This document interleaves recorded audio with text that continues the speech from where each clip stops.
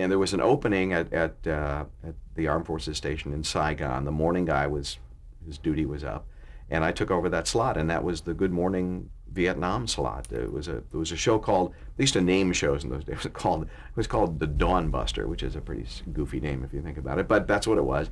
But the signature of that show is you would yell, as Robin Williams did apparently in the movie, you would yell Good Morning Vietnam every morning. So at 6 a.m., that's what I did for about a year and a half.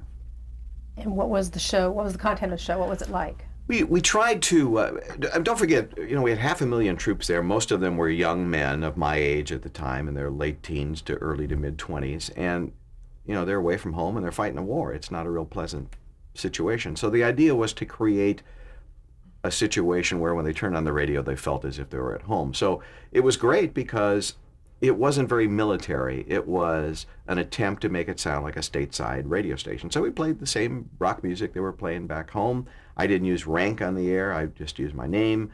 The only oddity, now that I think back, was we didn't do commercials because it was a government-run thing, but we ran more like public service announcements, but we produced them in the same way you'd produce a commercial, with jingles and snappy, funny stuff, and just like you were listening to a radio station. But it was instead of being about acne medication, it was about keeping your M16 clean, which sounds a little odd today, but but it was a job.